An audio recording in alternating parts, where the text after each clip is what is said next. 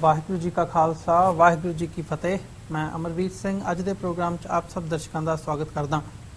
Viewers, अज जम्मू कश्मीर के साबका मुख मंत्री उमर अब्दुल्ला की अगवाई विच एक वफद भारत के प्रधानमंत्री नरेंद्र मोदी नूं मिलिया अते कश्मीर के हालातों बारे चर्चा करदिआं ढुकवां हल कड्ढण की अपील की है। वफद वालों नरेंद्र मोदी नूं एक मंग पत्र भी सौंपिया गया जिस विच पैलेट गन्स ते पाबंदी लाउण की मंग की गई है। अज के शो विच असीं कश्मीरियां ते हो रहे तशद्दद, पंजाब विच सिख नौजवानों दीआं गिरफ्तारियां अते पुलिस कस्टडी विच उन्हां दी मार कुटाई दे इल्जामां अते होर मनुखी अधिकारां संबंधी घटनावां बारे गलबात करांगे। साडे अज दे गेस्ट ने सिख सियासत न्यूज़ दे एडिटर परमजीत सिंह गाजी।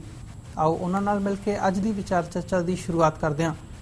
हाँ जी सरदार परमजीत सिंह जी, वाहिगुरू जी का खालसा वाहिगुरू जी की फतेह। वाहिगुरू जी का खालसा वाहिगुरू जी की फतेह जी। परमजीत सिंह जी, जिहड़ी यह उमर अब्दुल्ला की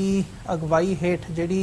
प्रधानमंत्री नरेंद्र मोदी नाल मुलाकात हुई है जम्मू कश्मीर के जिहड़े पार्टीज़ दे डेलीगेशन की, एक पासे ये चल रही है तो दूजे पासे कश्मीर दे विच दर्जनां की तादाद दे विच मौतां हो चुकियां ने, जिहड़ी उत्थे अनरेस्ट हैगी है वो थम्मण दा नाम नहीं लै रही। ये सारी जिहड़ी सिचुएशन है इहनूं तुसीं किवें एनालाइज करदे हो? देखो, इस तरह हालात तो उसको पिछले लगभग महीने तो ऊपर इस गल में हो चुकिया जी कि जदों बुरहान वानी का मुकाबला इन्होंने दिखाया उस तो बाद हालात जी बनी हुई है जी। काफी गंभीर हालत हैगी है, कोई दो राय नहीं हैगी। ये खबर सी कि दिन रात का कर्फ्यू जिहड़ा है वो भारतीय प्रशासन के वलों खास करके कश्मीर घाटी लागू कर दिता जी। दूसरे पास यह है कि भारत की जी नीति शुरू तो ही इस मसले के बारे रही है, लमकाउण दी इन्होंने शायद ये लगता है कि इस मसले का कोई भी सार्थक हल कड्ढण तो लमकाया जाए, उत्थे आपा वर्गे जिहड़े कानून ने वो लागू रखे जान जी। दब के फौज ला के रखो, जदों कोई घटना वापरती है उदों खुल के मतलब जिहड़ी फौजी ताकत की वरतों वो करो। इस हालात दे विचों भी शायद हौली हौली करके ये गलबात जिहड़ी है वो खत्म हो जाएगी। दूसरा ये है कि कुछ गल्लां बिल्कुल स्पष्ट नहीं। एक पासे तो देखो उमर अब्दुल्ला होनी मोदी को मिल रहे हैं तो कह रहे हैं कि इसका पोलिटिकल हल तुसीं लभो जी ते हर एक धिर नूं शामिल करो, चाहे उन्होंने मतलब जिहड़े आजादी पसंद लोग ने पुलिस कॉन्फ्रेंस है जी जी जिहड़े चाहुंदे आ भी कश्मीर के लोग आजाद होण कि उन्होंने भी गलबात दे विच तुसीं शामिल करो, होर भी जिहड़ियां संबंधित धिरां हैगीआं उन्होंने गलबात दे विच शामिल करो। पर जिस देखा होवे ते कल के पेपरां दे विच ये खबर लगी हुई थी कि जिहड़ा अरुण जेटली भारत का फाइनैंस मिनिस्टर है जी, उन्हें ये गल कही कि जिहड़े लोग ये पत्थर मार रहे ने या प्रोटेस्ट कर रहे हैं जम्मू ते कश्मीर दे विच, ये पाकिस्तान दे पिट्ठू ने जी, ये भारत की एकता अखंडता नूं पत्थरां दे नाल तोड़ना चाहुंदे आ। इन्हां दे नाल किसी तरह की कोई भी गलबात जिहड़ी है नहीं की जा सकती। असीं बिल्कुल सख्ती दे नाल इन्हां दे नाल निभांगे। इस तीन नुकते जिहड़े कि इंडियन एडमिनिस्ट्रेशन बहुत देर तो इस गल नूं कहंदे रहिंदे ने कि कोई भी जिहड़ी गलबात आ ਉਹਦੇ ਦੀ बुनियादी शर्त यह है कि कश्मीर भारत का एक हिस्सा आ जी। जिहड़ी गलबात होगी वो संविधान के दायरे के अंदर होगी, झूठा करने वाले के नाल कोई गलबात नहीं होगी। इकनॉमिक तरक्की करांगे तो उन्होंने मतलब सारे वर्गां तक लैके जाएंगे जी। ज़ाहिर की गल बहुत बड़ा गैप आ, कितने तो इस पासे लोग मरण मारन के लिए कानून बुरे ने आपकी आजादी के वास्ते, कितने दूसरे पासे उनकी तरक्कियां नीति गल्लां जिहड़ियां पिछले इन्ने लंबे समय तो लगातार होंदियां आ रही हो रही जी। उमर अब्दुल्ला का ठीक है गल है, फिलहाल वो सरकार दे विच तां नहीं हन, ओपोजिशन दे विच हन। इस जम्मू कश्मीर के लीडर के तौर के उपर हालांकि रूल का भी बहुत जिहड़ा भारत पक्की है, उन्होंने वालों ये गल उठाई जानी कि सारे ही जितने भी हिस्से ने कश्मीरी अवाम के उन्होंने शामिल किया जाए जी खास तौर के उपर जो आजादी पसंद या आजादी पक्षी लोग ने उन्होंने भी गलबात की जाए अपने आप तौर के उपर एक कश्मीर लीडर के वास्ते गल ठीक लगती है पर दूसरे पास जो भारत सरकार का रवैया आ वो रवायती धारनावां तो उपर नहीं जा रहा है जी दूसरा यह है कि जो भी किसी इस तरह ह्यूमन राइट्स वायलेशन का मसला ज्यादा उपर जाता है उससे इस तरह दी घटनावां लगातार वापरदियां ने उदों बस हालात में कह लो कि एक तरह का ठंडा करन ताकि ही इन्हों के जोड़े यतन ने तो सीमित होंगे आ ਹੁਣ ਤਾਂ बहुत खुल के इससे खास करके प्रिंट मीडिया के कुछ हिस्से ने तो बिल्कुल सीधे तौर के उपर इस जी नीति रही है उपर उंगल धरनी शुरू की है काफी सीनियर जर्नलिस्ट का पिछले दिन एक अंग्रेजी अखबार के आर्टिकल भी थी कहता कि मैं 22 सालों तो कश्मीर के बारे लिख रहा जी बई पिछले अपने 22 सालों के उपर झात मारना तो मैंने लगता है कि मैं एको ही स्टोरी लिखी है कि 22 सालों तो एक ही गल बार बार वापर रही है कश्मीर के इस तरह उभार उठता है उस तो बाद इक्के तर्ज के उपर ठंडा करने के यतन किए जाते पोलिटिकल सोल्यूशन वाली गल जी है वो भारत सरकार के वालों कभी बुझाने के यतन जो नहीं किए जी तो इस तरह की स्थिति है जी परमजीत सिंह जी ਜਿਹੜੇ ਭਾਰਤ ਦੇ ਅੰਦਰੂਨੀ ਹਲਕੇ ਵੀ ਹੈਗੇ ਆ ਉਹਦੇ ਵਿੱਚ ਖਾਸ ਕਰਕੇ ਜਦੋਂ ਅਸੀਂ ਮੀਡੀਆ ਦੀਆਂ ਖਬਰਾਂ ਦੇਖਦੇ ਆ ਤਾਂ ਕੁਝ ਹਲਕਿਆਂ ਦੇ ਵਿੱਚੋਂ ਇਦਾਂ ਦੀਆਂ ਸੁਰਾਂ ਵੀ ਆ ਰਹੀਆਂ ਨੇ ਕਿ ਜਿਹੜਾ ਕਸ਼ਮੀਰ ਹੈ ਉਹ ਹੁਣ ਭਾਰਤ ਦੇ ਹੱਥਾਂ ਦੇ ਵਿੱਚੋਂ ਨਿਕਲਦਾ ਜਾ ਰਿਹਾ ਹੈ तो ਜਦੋਂ ਅਸੀਂ ਇਧਰਲੇ ਪਾਸੇ ਆਪਾਂ ਪੋਲੀਟੀਕਲ ਸੋਲੂਸ਼ਨਸ ਦੀ ਗੱਲ ਕਰਦੇ ਹਾਂ ਤੁਸੀਂ ਕਹਿ ਰਹੇ ਹੋ ਕਿ ਇਹ ਜਿਹੜੀਆਂ ਗੱਲਾਂ ਬਾਤਾਂ ਤੋਂ ਅੱਗੇ ਨਹੀਂ ਵਧਦਾ ਈਵਨ ਕਿ ਭਾਰਤੀ ਜਿਹੜੀ ਸੁਪਰੀਮ ਕੋਰਟ ਹੈਗੀ ਹੈ ਉਹਦਾ ਵੀ ਅੱਜ ਦਾ ਇਹੀ ਸਟੈਂਡ ਹੈਗਾ ਕਿ ਇਹਨੂੰ ਇੱਕ ਪੋਲੀਟੀਕਲ ਸੋਲੂਸ਼ਨ ਇਹਦਾ ਕੋਈ ਨਿਕਲਣਾ ਚਾਹੀਦਾ ਤੁਹਾਨੂੰ ਲੱਗਦਾ ਕਿ ਇਹ ਕੋਈ ਸੀਰੀਅਸਲੀ ਇਹਦੇ ਤੇ ਕੋਈ ਡਿਬੇਟ ਕਰਕੇ ਪਾਕਿਸਤਾਨ ਤੇ ਕਸ਼ਮੀਰ ਦੀ ਲੀਡਰਸ਼ਿਪ ਨੂੰ ਇਨਕਲੂਡ ਕਰਕੇ ਕੋਈ ਇਹ ਸੋਲੂਸ਼ਨ ਕੱਢਿਆ ਜਾ ਸਕਦਾ ਇਹਦਾ बहुत एक बड़ा हिस्सा है हुण जिहड़ा खुल के भारतीय सोसाइटी दे विचों इह गल कहण लग गया कि इस समस्या का कोई सार्थक सियासी हल कढना चाहिए तो उन्होंने लगता है कि कितनी देर तक और खास करके जिन्नी जो हम 5 तो या 50 साल पहलों की गल करिए तो शायद स्थिति इन्नी खुली नहीं थी है ना जी क्योंकि उदों यही ज्यादा प्रचार किया जाता है कि जिन्नी समस्या है वो गुआढ़ी देश का करके है पाकिस्तान का करके है दूसरा जी वायलेंस है मतलब हथियार फैक्टे हुए हैं डेमोक्रेसी है जदों तो खास करके ये नौजवान पीढ़ी का प्रचार जो सामने आया कि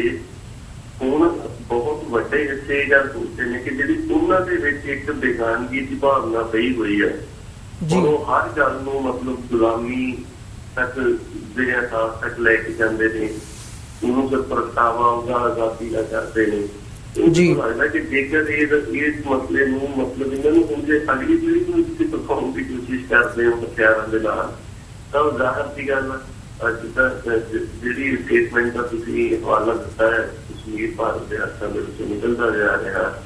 उसके जो जर्नलिस्ट ने यह गल भी कही है कि मतलब बड़ी वड्डी पद्धर पर यह गल आ रही कि सिर्फ जमीन के उपर ही ताकत कब्जा करके रख लेना काफी नहीं होता लोग भी हक च होने चाहिए या लोगों का भी अटैचमेंट होनी चाहिए है वो नहीं बदली नजर आ रही पर यह है कि फिलहाल जिस तरह से देखो जिस तरह का रवैया हुण मौजूदा सरकार का रहा है उसके आसार हाल की घड़ी नजर नहीं आ रही जी जे आप देखा जाए तकरीबन 1.5 महीने के करीब हो जाया लगातार घटनावां वापर रही ने हुण 2 दिन पहला उत्ते मतलब 5 जाने मारे है 20 जाने फिर दोबारा जख्मी हुए ने जो दोबारा ये सारे प्रोटेस्ट एक तरह कह सकते हैं दोबारा इन्होंने जोर करिया है उहदे दौरान मतलब बलोचिस्तान का मसला उठाना या होर ये नहीं कि बाकी इन्होंने लगता कि उत्थे बहुत ह्यूमन राइट्स की वायलेशन हो रही है तो सानूं हक च बोलना चाहिए उस तो जे इन्नी ज्यादा ह्यूमन राइट्स की फिक्र हो सकता कश्मीर की देखा जा सकता बाकी हिंदुस्तान देखा जा सकता है कोई वापर रहा पहला इन्हें गलों प्रति संजीदगी होनी चाहिए दूसरा यह है कि जिस तरह से पोलिटिकल लीडरशिप से बयान आ रहे खास करके जेटली का बहुत क्लीयर होनी सांबा के अमृतसर दोनों थावां के उपर सेम स्टेटमेंट जी दोहराई परसों जी करते फॉरम की गई थी। तीसरी गल यह है कि जमीनी पद्धर से कोई इस तरह का इनिशिएटिव अजे तक सामने नहीं आया। बिल्कुल उसकी रवायती तर्ज की आल पार्टी मीटिंग ਉਹੀ ਕਿੱਤੇ ਜਿਹੜੇ ਪਿਛਲੇ ਆਪਾਂ ਸਾਲਾਂ ਦੌਰਾਨ ਕੀਤੇ ਰਹੇ ਨਿਕਲ ਕੇ ਆਉਂਦੇ ਰਹੇ ਉਸੇ ਤਰ੍ਹਾਂ जी परमजीत सिंह निकला होने के साथ तक हल की है बिल्कुल सियासी हल जिस तरह कश्मीर की लीडरशिप ने भी कहा कि सारी लीडरशिप को चाहे आजादी पक्की है चाहे भारत पक्की है सारे को शामिल करके गलबात शुरू करना जी।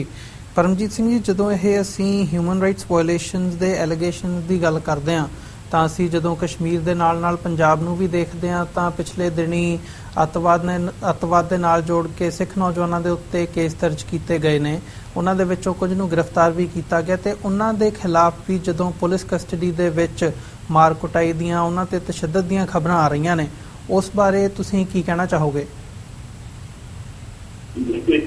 ਆਮ ਰੂਪ ਦੇ ਵਿੱਚ ਜਿਹੜੀ ਮਨੁੱਖੀਅਤ ਦੀ ਰੰਜਨਾ ਦਾ ਮਾਮਲਾ ਹੈ ਇਸ ਤੋਂ ਥੋੜੀ ਜਿਹੀ ਗੱਲ ਉਹਦੇ ਬਾਰੇ ਦੇ ਵਿੱਚ ਕਰਨੀ ਚਾਹੁੰਦਾ ਜਿੰਨੀਆਂ ਕਿ ਨਾ ਕਿੱਤਿਆਂ ਦੇ ਵਿੱਚ ਪੰਜਾਬ ਹੋ ਗਿਆ ਕਸ਼ਮੀਰ ਹੋ ਗਿਆ ਮਨੀਪੁਰ ਦੀ ਗੱਲ ਕੀਤੀ ਜਾ ਰਹੀ ਇੱਥੇ ਹਿਊਮਨ ਰਾਈਟਸ ਵਾਇਓਲੇਸ਼ਨ ਦਾ ਜਿਹੜਾ ਅਸਲੀ ਕਾਰਨ ਹੈ ਉਹ ਪੋਲੀਟੀਕਲ ਮੂਵਮੈਂਟ ਜੀ ਕਿ ਲੋਕ ਆਪਣੇ ਸਿਆਸੀ ਹੱਕਾਂ ਦੇ ਲਈ ਜਦੋਜਹਿਦ ਕਰਦੇ ਆ ਉਹ ਜਦੋਜਹਿਦ ਨੂੰ ਦਬਾਉਣ ਦੇ ਵਾਸਤੇ ਉਹ ਸ਼ਾਸਨ ਹੋਵੇ ਜਾਂ ਹੋਵੇ ਜਾਂ ਕਿਸੇ ਹੋਰ ਪ੍ਰੋਟੈਸਟ ਦਾ ਰੂਪ ਧਾਰਦੀ ਹੋਵੇ ਉਹਨੂੰ ਦਬਾਉਣ ਦੇ ਵਾਸਤੇ ਇੱਥੇ ਮਤਲਬ ਜਿਹੜਾ ਕਾਰਨ ਹੁੰਦਾ ਹੈ ਉਹ ਹਿਊਮਨ ਰਾਈਟਸ ਵਾਇਓਲੇਸ਼ਨ ਦੇ ਇਸ ਤਰ੍ਹਾਂ ਦੀਆਂ ਹੁੰਦੀਆਂ ਨੇ। ਜ਼ਿਆਦਾ ਚਰਚਾ ਵੀ ਇਹਨਾਂ ਦੇ ਬਾਰੇ ਦੇ ਵਿੱਚ ਵੀ ਉਹਦਾ ਤਾਂ ਹਿਊਮਨ ਰਾਈਟਸ ਵਾਇਓਲੇਸ਼ਨ ਦਾ ਦਾਇਰਾ ਬਹੁਤ ਵੱਡਾ ਹਿਊਮਨ ਰਾਈਟਸ ਦਾ ਹੈਗਾ ਜੀ। ਜਿਹੜਾ ਫਰਕ ਮੈਂ ਦੇਖਦਾ ਹੈ ਉਹ ਇਹ ਹੈ ਕਿ ਕਸ਼ਮੀਰ ਦੇ ਮਾਮਲੇ ਦੇ ਵਿੱਚ ਜਿੰਨਾ ਫੋਕਸ ਆ ਉਹ ਹਿਊਮਨ ਰਾਈਟਸ ਦੇ ਹਵਾਲੇ ਦੇ ਨਾਲ ਉਸ ਪੋਲੀਟੀਕਲ ਸਮੱਸਿਆ ਦੇ ਉੱਪਰ ਆ ਰਿਹਾ ਕਿ ਉਸ ਸਿਆਸੀ ਸਮੱਸਿਆ ਦਾ ਹੱਲ ਲੱਭਿਆ ਜਾਵੇ ਉਹਦਾ ਹੱਲ ਕੱਢਿਆ ਜਾਵੇ ਤੇ ਪਰ ਹੁਣ ਪੰਜਾਬ ਦਾ ਮਾਮਲਾ ਹੈ ਇੱਥੇ ਜ਼ਿਆਦਾ ਜਿਹੜਾ ਸਾਡਾ ਫੋਕਸ ਆ ਉਹ ਇਸ ਗੱਲ ਦੇ ਉੱਪਰ ਆ ਜਾਂਦਾ ਕਿ ਹਾਂ ਉਸ ਪਰਟੀਕੂਲਰ ਕੇਸ ਦਾ ਹੱਲ ਕੱਢਿਆ ਜਾਵੇ ਜਾਂ ਲੱਭਿਆ ਜਾਵੇ ਜੀ। ਤੇ ਚਲੋ ਇਹਦੇ ਆਪਣੇ ਕਾਰਨ ਹੈਗੇ ਨੇ ਜਿੱਥੇ ਤੱਕ ਆਪਾਂ ਇਸ ਤਰ੍ਹਾਂ ਤੋਂ ਜ਼ਿਆਦਾ ਤੇ ਵਿਸਤਾਰ ਦੇ ਵਿੱਚ ਕਰ ਸਕਦੇ ਹਾਂ। ਜਿੱਥੇ ਤੱਕ ਗੱਲ ਹੈ ਕਿ ਇਹ ਪਿਛਲੇ ਸਮੇਂ ਦੇ ਦੌਰਾਨ ਵਿਸਤਾਰ ਉਹਦੇ ਬਾਰੇ ਦੇ ਵਿੱਚ ਹੈ ਕਿ ਇੱਕ ਲਗਭਗ ਸੈਟ ਪੈਟਰਨ ਜਿਹੜਾ ਹੀ ਬਣ ਗਿਆ ਹੈ ਉਹ ਕੇਸ ਦੇ ਜਿਹੜੇ ਫੈਕਟਸ ਨੇ ਕੀ ਹੈ ਕਿਉਂਕਿ ਪੁਲਿਸ ਨੇ ਰਿਕਵਰੀ ਦਿਖਾਈਆਂ ਉਹ ਕਿੰਨੀਆਂ ਸੱਚੀਆਂ ਕਿੰਨੀਆਂ ਝੂਠੀਆਂ ਇਹ ਤਾਂ ਦੇਖੋ ਟ੍ਰਾਇਲ ਚੱਲਣ ਦੇ ਉੱਪਰ ਸਾਹਮਣੇ ਆ ਜੀ। ਪਰ ਖਾਸ ਤੌਰ ਦੇ ਉੱਪਰ ਜਿਸ ਤਰ੍ਹਾਂ ਦੀ ਬਿਆਨਬਾਜ਼ੀ ਕੀਤੀ ਜਾਂਦੀ ਹੈ ਫੜੇ ਜਾਣ ਤੋਂ ਬਾਅਦ ਜਿਸ ਤਰ੍ਹਾਂ ਦੀਆਂ ਮੀਡੀਆ ਰਿਪੋਰਟਾਂ ਲੱਗਦੀਆਂ ਨੇ ਔਰ ਜਿੱਦਾਂ ਫਿਰ ਬਾਅਦ ਦੇ ਵਿੱਚ ਹੁਣ ਤੌਰ ਤੇ ਆਪਣੀਆਂ ਖਬਰਾਂ ਸਾਹਮਣੇ ਆਈਆਂ ਕਿ ਖਾਸ ਤੌਰ ਤੇ ਹੁਸ਼ਿਆਰਪੁਰ ਤੋਂ ਜਦ ਨੂੰ ਗ੍ਰਿਫਤਾਰ ਕੀਤਾ ਸੀ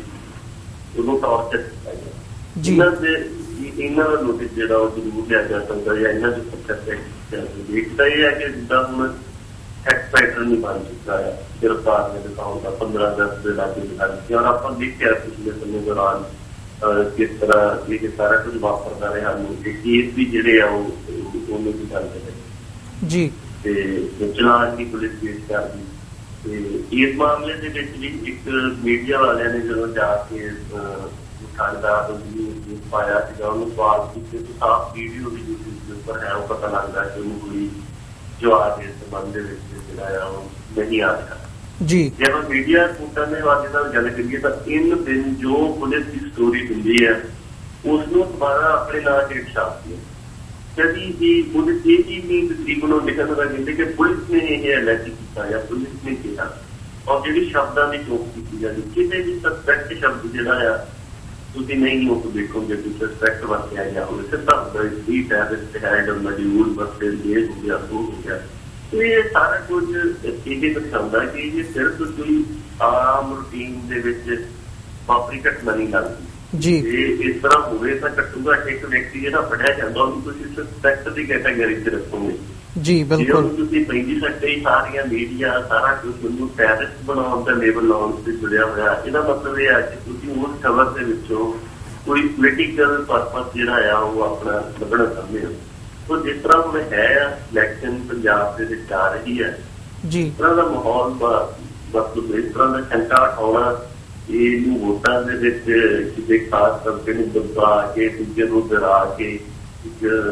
ਇਲੈਕਸ਼ਨ ਦਾ ਮਾਹੌਲ ਬਣਾਉਣ ਦੀ ਕੋਸ਼ਿਸ਼ ਕੀਤੀ ਜਾਈਏ इदा का खर्चा होना या इस तरह की गलबात होगी जायज़ और काफी बड़ी पद्धर के उपर लोगों का ये विचार है कि इस तरह करने की जी कोशिश है की जाए जी टॉर्चर भी है उस देखो हम लगभग हर एक बंदा जो गिरफ्तार होंगे ਜਿਹੜੇ ਹੋਰ ਵੀ ਨੇ ਉਹ ਇਹ ਮੰਨਦੇ ਆ ਕਿ ਹਾਂ ਪੁਲਿਸ ਜਿਹੜੀ ਆ ਉਹ ਕਰਦੀ ਹੈ ਹਾਲਾਂਕਿ ਹਰ ਇੱਕ ਪੱਧਰ ਦੇ ਉੱਪਰ ਇਸਦੀ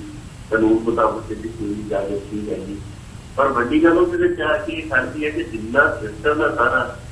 ਉਹਨੇ ਇਸ ਗੱਲ ਦੀ ਪ੍ਰਵਾਨਗੀ ਦਿੱਤੀ ਹੋਈ ਹੈ ਜੀ ਉੱਦਾਂ ਦਾ ਹੁਣ ਤੁਸੀਂ ਦੇਖੋ ਕਿ ਡਾਕਟਰ ਦੇ ਕੋਲੋਂ ਬਕਾਇਦਾ ਬੰਦੇ ਦਾ ਮੈਡੀਕਲ ਕਰਵਾ ਕੇ ਫਿਰ ਉਹਨੂੰ ਮੈਜਿਸਟ੍ਰੇਟ ਦੇ ਸਾਹਮਣੇ ਪੇਸ਼ ਕੀਤਾ ਜਾਂਦਾ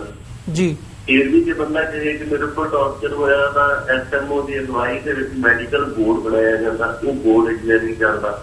ਪਰ ਆਪਾਂ ਪਿਛਲੇ ਕੇਸਾਂ ਦੇ ਦੌਰਾਨ ਦੇਖਿਆ ਕਿ ਜਦੋਂ ਭਾਈ ਸੁਰਜੀਤ ਸਿੰਘ ਬੜਾ ਪਿੰਡ ਗ੍ਰਿਫਤਾਰ ਕੀਤਾ ਸੀ 2012 ਦੇ ਵਿੱਚ ਤਾਂ ਉਦੋਂ ਉਹਨਾਂ ਨੂੰ ਟੌਰਚਰ ਕੀਤਾ ਜਾਂਦਾ ਜੀ ਮੈਡੀਕਲ ਬੋਰਡ ਬਣਵਾਇਆ ਗਿਆ ਬੋਰਡ ਨੂੰ ਇਹ ਗੱਲ ਕਹੀ ਗਈ ਕਿ ਤੁਸੀਂ ਇਹਨਾਂ ਦਾ ਜਾਂਚ ਕਰੋ ਇਹਨਾਂ ਦੀ ਸਰੀਰਕ ਜਾਂਚ ਕਰੋ ਕਿ ਇਹਨਾਂ ਨੂੰ ਤਸ਼ੱਦਦ ਹੋਇਆ ਤੇ ਬੋਰਡ ਦੇ ਵੱਲੋਂ ਮਤਲਬ ਕਿਸੇ ਤਰ੍ਹਾਂ ਦੀ ਕੋਈ ਜਿਹੜਾ ਉਹਨਾਂ ਦਾ ਮੈਡੀਕਲ ਐਗਜ਼ਾਮੀਨੇਸ਼ਨ ਸੀਗਾ ਉਹ ਨਹੀਂ ਕੀਤਾ ਗਿਆ ਜੀ ਔਰ ਉਲਟਾ ਜਦੋਂ ਕੋਰਟ ਦੇ ਵਿੱਚ ਦੁਬਾਰਾ ਗੱਲ ਆਈ ਤਾਂ ਮੈਜਿਸਟ੍ਰੇਟ ਦੇ ਸਾਹਮਣੇ ਉਹਨਾਂ ਨੇ ਇਹ ਗੱਲ ਕਹੀ ਕਿ ਪ੍ਰੋਸੀਕਿਊਸ਼ਨ ਨੇ ਕਿ ਡਿਫੈਂਸ ਵਾਲਿਆਂ ਨੇ ਸਾਨੂੰ ਦੱਸਿਆ ਨਹੀਂ ਕਿ ਬੰਦਾ ਕਿਹੜੀ ਜੇਲ੍ਹ ਦੇ ਵਿੱਚ ਰੱਖਿਆ ਹੋਇਆ ਹਾਲਾਂਕਿ ਇਹ ਤਾਂ ਪ੍ਰੋਸੀਕਿਊਸ਼ਨ ਦਾ ਕੰਮ ਹੈ ਗਵਰਨਮੈਂਟ ਬੰਦੇ ਨੂੰ ਜੇਲ੍ਹ ਦੇ ਵਿੱਚ ਭੇਜਦੀ ਹੈ ਡਿਫੈਂਸ ਥੋੜੀ ਭੇਜਦਾ ਹੈ ਜੀ ਇਹ ਪਰ ਤੁਸੀਂ ਦੇਖੋ ਉਸ ਕੇਸ ਦਾ ਵੀ ਕੁਛ ਨਹੀਂ ਬਣਿਆ ਜਿਹਦੇ ਵਿੱਚ ਕਾਨੂੰਨੀ ਤੇ ਗਿਆ ਇਹ ਹੈ ਇਹ ਸਾਰਾ ਇੱਕ ਤਰ੍ਹਾਂ ਦੇ ਨਾਲ ਦਬਾ ਕੇ ਰੱਖਣ ਦੀ ਕੋਸ਼ਿਸ਼ ਹੈ ਬਾਕੀ ਕੇਸ ਹੈ ਜਿਹੜੇ ਉਹ ਪਿਛਲੇ ਸਮੇਂ ਦੇ ਦੌਰਾਨ ਬਹੁਤ ਸਾਰੇ ਇਸ ਤਰ੍ਹਾਂ ਦੇ ਕੇਸਾਂ ਦਾ ਬਾਅਦ ਜੁੜਿਆ ਕਾਫੀ ਸਾਰੇ ਵਕੀਲਾਂ ਦੇ ਉੱਪਰ ਵੀ ਕੇਸ ਇਸ ਤਰ੍ਹਾਂ ਦੇ ਬਣਾਏ ਗਏ ਪਾਸ ਮਨਪੁਰ ਹੋਣਾ ਦੇ ਉੱਪਰ 2015 ਅਗਸਤ ਨੂੰ ਬਿਲਕੁਲ ਇੱਕ ਤਰ੍ਹਾਂ ਦਾ ਬਣਾਇਆ ਗਿਆ ਸੀ ਗੰਭੀਰ ਦਿਖਾਈ ਗਈ ਇਹ ਵੀ ਕਿਹਾ ਗਿਆ ਸੀ ਕਿ ਮੈਡੀਕਲ ਕਾਰਨ ਨੂੰ ਟਾਰਗੇਟ ਕਰਨ ਜਾ ਰਹੇ ਸੀ ਜੀ ਜੀ ਔਰ ਉਹਦਾ ਅਖੀਰੀ ਨਤੀਜਾ ਇਹ ਨਿਕਲਿਆ ਕਿ 4-5 ਸਾਲ ਉਸ ਕੇਸ ਦਾ ਚਲਾਨ ਹੀ ਪੇਸ਼ ਨਹੀਂ ਹੋਇਆ ਜਿਸ ਨੂੰ ਪੇਸ਼ ਹੋਇਆ ਉਹ ਉਸ ਕੇਸ ਦੇ ਚਾਰਜ ਹੋ ਗਈ ਜੀ ਪਰਮਜੀਤ ਸਿੰਘ ਜੀ ਜਦੋਂ ਅਸੀਂ ਗੱਲ ਕਰ ਪਰ ਇੱਕ ਨੀਤੀ ਤੈਅ ਅਤੇ ਨੂੰ ਵਕਤ ਦੀ ਜ਼ਰੂਰਤ ਹੈ ਜੀ ਪਰਮਜੀਤ ਸਿੰਘ ਜੀ ਇਹ ਤਾਂ ਹੋ ਗਈ ਗੱਲ ਉਹਨਾਂ ਧਿਰਾਂ ਦੀ ਜਿਨ੍ਹਾਂ ਦੀ ਅਸੀਂ ਕਹਿ ਲਓ ਕਿ ਜਿਹੜੀ ਅਸੀਂ ਗੱਲ ਕੀਤੀ ਹੈ ਕਿ ਜਿਹੜੀਆਂ ਪੋਲੀਟੀਕਲ ਮੂਵਮੈਂਟਸ ਨੇ ਜਿਹੜੀਆਂ ਉਹਨਾਂ ਦੇ ਨਾਲ ਧਿਰਾਂ ਜੁੜੀਆਂ ਹੋਈਆਂ ਨੇ ਜਾਂ ਜਿਹੜੇ ਬੰਦੇ ਉਹਨਾਂ ਦੇ ਨਾਲ ਜੁੜੇ ਹੋਏ ਨੇ ਉਹਨਾਂ ਨਾਲ ਕਿਵੇਂ ਦਾ ਸਲੂਕ ਕੀਤਾ ਜਾਂਦਾ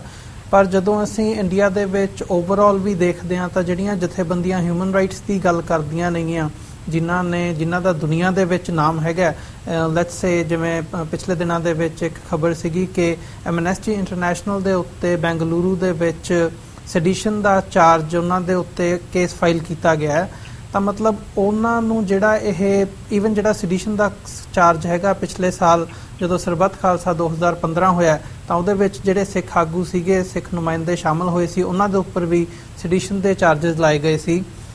ਇਹ ਜਿਹੜਾ ਸੈਡੀਸ਼ਨ ਦਾ ਚਾਰਜਸ ਲਾਉਣੇ ਆ ਇਹ ਵਰਤੋਂ ਹੈਗੀ ਹੈ ਸੈਡੀਸ਼ਨ ਦੀ ਜਾਂ ਦੁਰਵਰਤੋਂ ਹੈ ਇਹਨੂੰ ਤੁਸੀਂ ਕਿਵੇਂ ਦੇਖਦੇ ਹੋ ਵੈਸੇ ਤਾਂ ਸੈਡੀਸ਼ਨ ਵਰਗਾ ਚਾਰਜ ਲਾਅ ਬੁੱਕ ਦੇ ਵਿੱਚ ਹੋਣਾ ਇਹ ਆਪਣੇ ਆਪ ਦੇ ਵਿੱਚ ਹੀ ਕਾਨੂੰਨ ਦੀ ਦੁਰਵਰਤੋਂ ਹੈ ਜੀ ਕਿਸੇ ਉੱਪਰ ਲੱਗਣਾ ਤਾਂ ਬਾਤ ਦੀ ਗੱਲ ਹੈ ਇਸ ਤਰ੍ਹਾਂ ਦਾ ਚਾਰਜ